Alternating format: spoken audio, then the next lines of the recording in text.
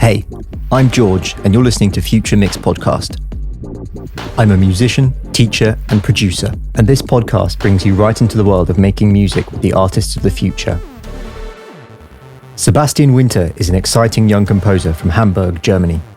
He studied in London at Trinity Laban, in Manchester at the Royal Northern College of Music, and is currently studying at the Juilliard School in New York for a master's degree under Professor John Corigliano. In 2017, Sebastian interned at Hans Zimmer's studio, Remote Control Productions, in Santa Monica, California. Over the next couple of years, Sebastian assisted David Crystal on the orchestrations for both movies Hellboy, 2018, and Hostile Planet, 2019, composed by Ben Wolfish. Currently, Sebastian is collaborating with the architects, designers, and master planner Daniel Liebeskind of the new World Trade Center site in New York City. He chose to compose a symphony about the redevelopment of the World Trade Center buildings. As a colleague, I've worked with Sebastian a few times, and it's always fantastic. We recently collaborated on a short project for his master's degree, which we'll get into a little later. I caught up with Sebastian on the phone. He is, after all, in New York, while I'm just outside London, back in England. I hope you enjoy our chat. How is New York? I am many thousand miles away and I have no concept of what it's like there. It's absolutely great. Obviously, it's very different at the moment because the restaurants are closed, everything's closed, but the vibe is still there. If you go on the street, you feel like you're in New York. It's amazing. But right now it's very cold. It's about to snow tomorrow, so I'm very much looking forward to spring. Yeah, me too. As someone who's lived in Germany, the UK and the US, where's your favorite place in terms of like comfort and also music? The States, absolutely. Well, first of all, if we just talked about the weather, I love that we actually have seasons here. While over there in Germany, as well as in the UK, sometimes it's hard to differentiate between summer weather and winter weather. And that's amazing out here that you actually freeze in the winter and you actually sweat in summer. But in terms of music, also the US, because there's just so many opportunities, so many people you can collaborate with, so many open-minded people that are happy to set up performances, set up projects that I don't think are possible to that scale in Germany or even the UK. That's very interesting. Maybe I should hop across the Atlantic then, because... Come over. Sounds great. It sounds great. So how's your last year been? Has it been quieter than usual because of the kind of, the situation, or have you found it because you're studying at the Juilliard now that you are kind of just, you've got work left, right and center and you're really swamped? I feel that as a composer, I'm very lucky in terms of I can compose without leaving my home. So for me, it was even easier to actually focus on my craft, focus on my music than it was before, because it's just less distractions. But it's really hard composing for the concert stage if you don't know when you will be able to enter that concert hall the next time. And it's very hard to collaborate with artists in any performance-given field without knowing when this performance is going to happen and if it's going to happen. So I feel I've been very lucky in many regards, but I'm very much looking forward to things to return back to normal. Absolutely, me too. You mentioned collaboration there just a second ago. Yeah. And it reminded me of the little bit of collaboration that we did not too long ago. Right. As a little bit of it was a college project, wasn't it? Yes, so that was a project that I did for my class, scoring for picture, and it was the trailer for the film Tron that I scored and that we collaborated on together, and that was a very, very interesting project and a very cool collaboration with you. Yeah, it was a lot of fun actually. I think when you first sent over the audio, I think it was just your demo, and I put it on my big speakers, and I was like, wow, this is so sick! Like I want to get out and jam to this straight away. But I didn't have the kind of setup here to do what I wanted to do. So I had to wait and get an electric drum kit, and that was kind of what linked us basically, was essentially MIDI, wasn't it? Because we had this ability for me to just tap silently on electric drums or like a Roland pad. For me, that was quite new. I hadn't done much stuff like that in the past. Is this the way that composers do things nowadays? I think it's very depending on who you're collaborating with, because there's still many performers out there who actually don't own a DAW or don't know how to use a DAW. But especially this year, I think many people realized how useful it can be if you are stranded at home for a little while and you still want to collaborate with people. It can be an amazing tool to connect you to composers, to connect you to other performers. For example, in my collaboration, with you this time, or with Jonah, who's a vocalist as well as a guitarist, an amazing musician. What I would usually do is I would sketch down my ideas using MIDI, and sometimes just using a voice recording, send over the session so that it's as little work as possible for you, and you can just open the project and record straight into it with the right tempo, with the right time signatures. And ideally you send me back the recordings like you did. You sent me, I think, the MIDI as well as the audio files, which was fantastic. That gives me the most amount of flexibility when I edit the audio on my end again.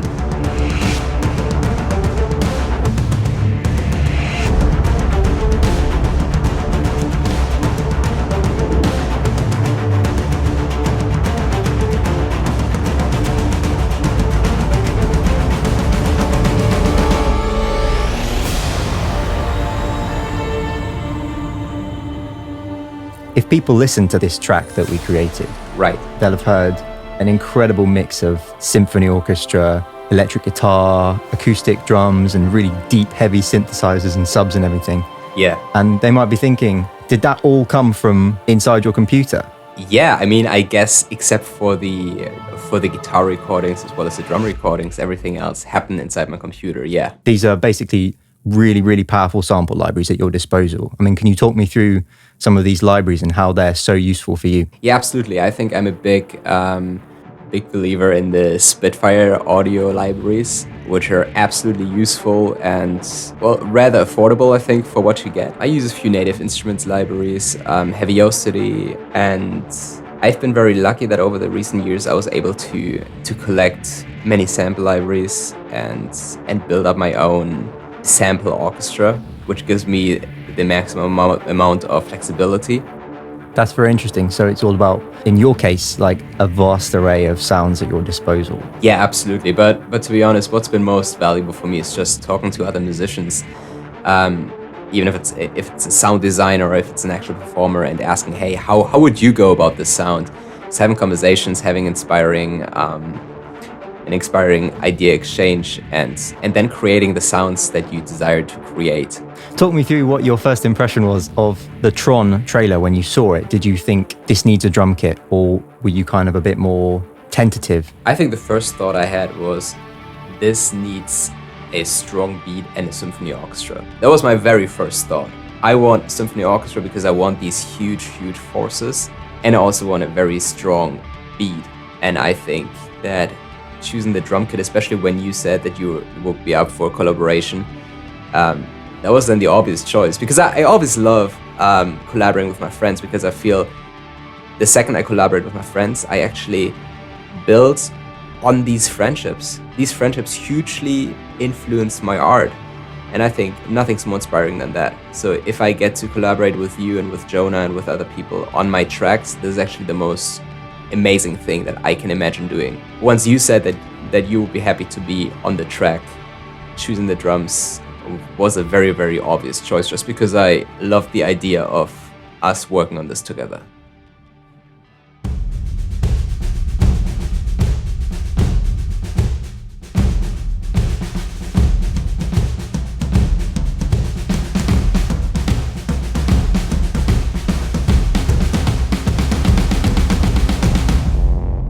It doesn't feel like that the drum kit is serving the orchestra. It feels the other way around.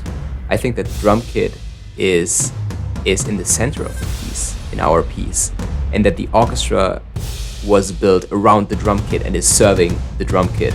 And I think that's what makes our piece very special in a way.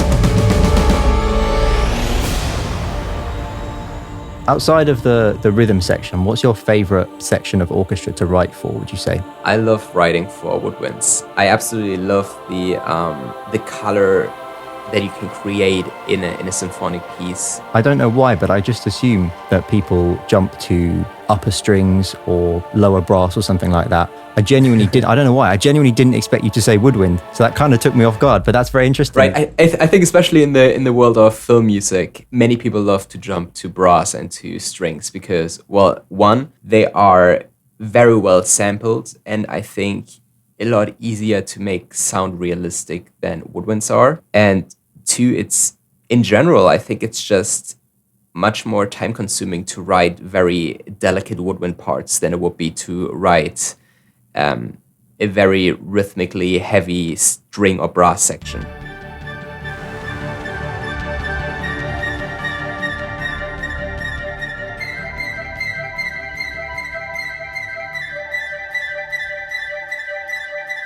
Anybody can buy all the Spitfire libraries, all the native instrument libraries, but nobody can record the exact thing that you are recording. Nobody can record, let's say I'm sampling you on the drums, or I'm sampling Jonah's voice, or I'm sampling another friend who's playing the cello. Nobody has these exact recordings that I have, so they become not only part of my sample collection, but they also become part of my very unique sound as a composer, because nobody else can access those sounds. So I think that's a very important part of developing as a composer, to build up an own set of sample libraries. Yeah, that's a good point, actually. I think if you've got the kind of organic sounds, like the earliest possible point, you can get something truly organic and new.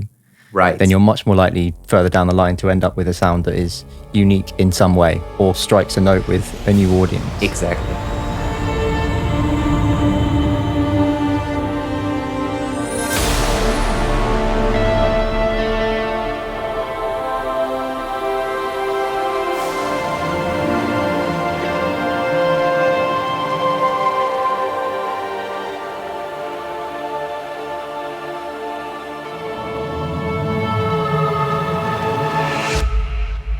You interned at Hans Zimmer's studio back in 2017. Yeah, that's right. Tell me about that, because I really want to hear about his place. It was super cool and very, very impressive. Hans actually wasn't at the studio when I interned over there. He was on tour, but I think that was actually an advantage for me in terms of getting to know all the people that actually work at the studios.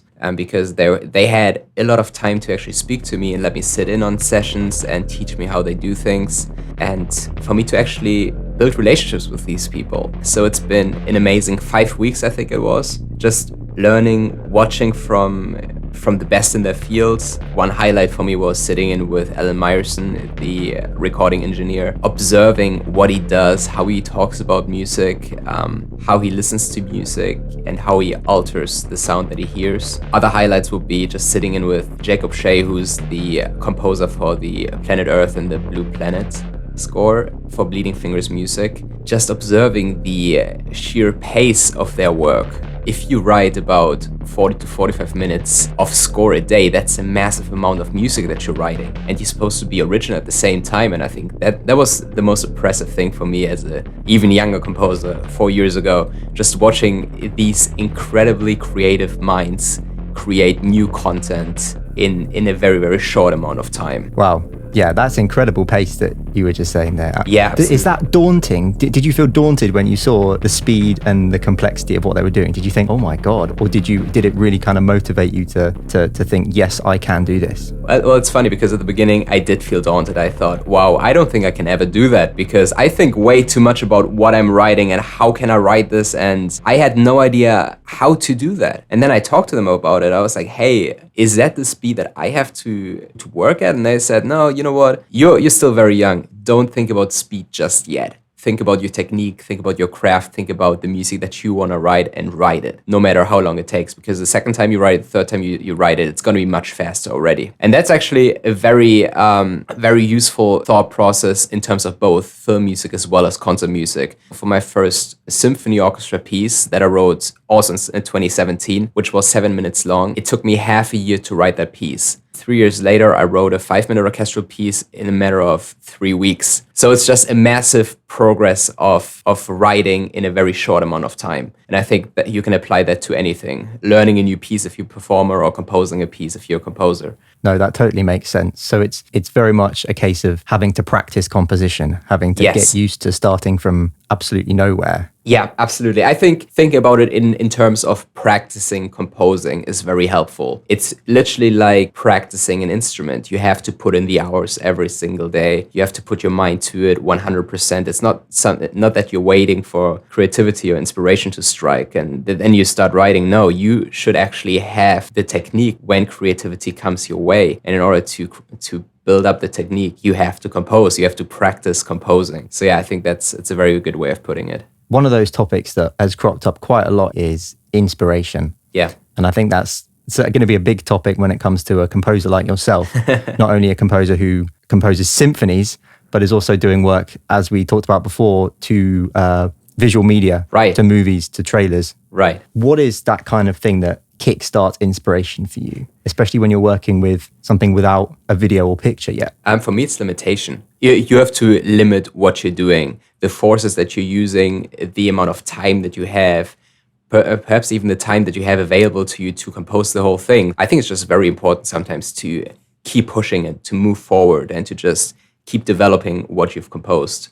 So I think limitation is a very important aspect. If you talk about the concert world, then I think these limitations could be the amount of instruments you can use, perhaps even the amount of pitches that you can use. If you say you want to write a piece that only has 5 pitches, or that is at the tempo on crotchet equals 60, or any of those kinds of limits, this can actually kickstart inspiration, because now you have to throw out the old thought pattern that you had before, and you have to be creative in terms of creating a new sound. Say you only have a contrabassoon and a contrabass at your disposal, and now you have to compose a piece that's 7 minutes in length, and you're only allowed to use the pitches C, D, E, and F. Now you have to be creative what you do with these pitches, and now you have to think about what you're doing in a whole other way than before. That's a very good point. So do you ever find that when you're sat down on a Logic or Cubase that sometimes you're overwhelmed with the possibilities that are in front of you in terms of sample libraries and stuff? Yeah. So for me, it's very important to actually think about what I want to write before I start writing it. I want to have a clear idea of what I want to do before I start working on it, in order to not get overwhelmed and to get blocked by all these many possibilities that we have, especially with this amazing technology that we have at our disposal nowadays.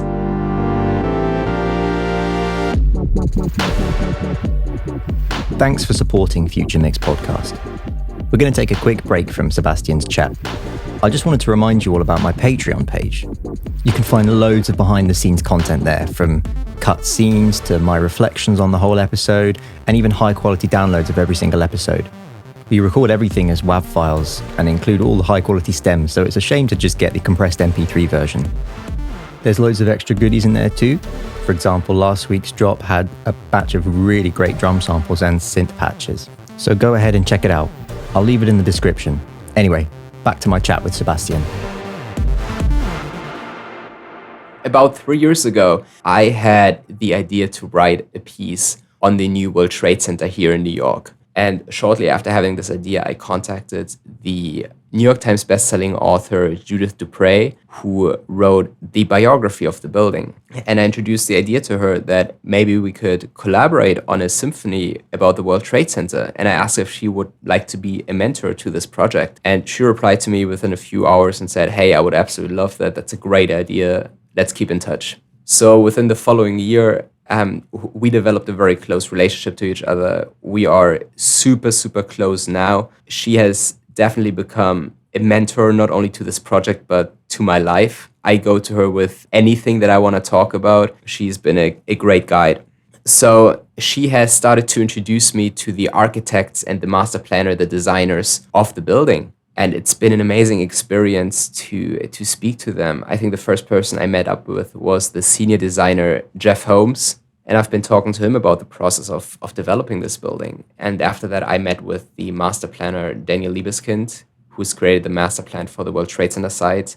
I spoke to Michael Arad, who's been the architect on the memorial pools. with David Childs, the architect of One World Trade Center, with Philip Hedema, who is the experience designer of the One World Observatory. And all of these conversations have been so inspiring. I realized that I don't actually want to write a piece about the building. I want to write a piece about the development of the building, because the stories behind this building are so much more fascinating than the building itself. So I started collaborating with the architects and master planners of the site, and it's been a very interesting experience. I've written 2 orchestral sketches that were both performed in Manchester. Both of them are about 5 to 7 minutes long, and I've sent them to the architects and master planners, and I asked them, hey, can I please have your feedback? Which parts of these sketches can you connect with? Which parts of these pieces can you maybe not connect with? And that's how I tried to come up with material and to collaborate with them and try to make their voices heard in my music.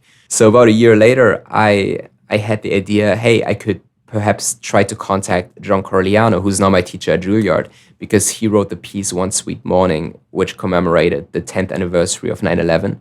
And I would love to speak to him about it, especially because he's very big on musical architecture. So his passion is in creating an architecture for any given piece that he writes well before he starts writing the piece. So he knows where in the piece is going to be the climax, what's going to happen at 150. He knows everything that happens in the piece. He really creates an architecture for the whole piece that he's about to write. And I thought, hey, that would be actually a great idea to speak to John Corigliano about my piece. So I got to meet with him. We connected, we stayed in touch. And all of these amazing conversations I've had with the architects, with Judith, with the master planners, with John Corigliano, these conversations have hugely influenced me as a person, as a composer. And this project has been probably the biggest project of my life so far, because I've been working on this for 3 years. Now, since I've started at Juilliard, I've been writing the actual symphony under John Corigliano's guidance. And the piece will be probably about 25 minutes in length after all. Wow, that's a really great story. Thanks for sharing. And it's really amazing to hear the kind of things you've done of your own initiative, and that you are now writing a symphony under the guidance of John Corigliano, who wrote the piece to commemorate the 10th anniversary of the attacks. So it has a really nice kind of ending, this story. And I think, just to get back to the beginning of our conversation when you asked me why I would choose the United States, I think these opportunities and the open-mindedness of people in the United States is extremely unique. The fact that I got in touch with a New York Times bestselling author in a matter of hours, the fact that the architects of the most important buildings of this country have taken the many, many hours out of their lives to talk to me is just absolutely unique to this country. The fact that very well-established architects, the best architects in the world, took the time to speak to a student composer who hasn't even had his bachelor's degree at this point, who started composing less than 5 years before they met for a conversation. This is just a story that I can't imagine happening anywhere else. Well, thank you so much for joining me. Awesome. All the best for the rest of this year. Thank you so much. I wish you the same.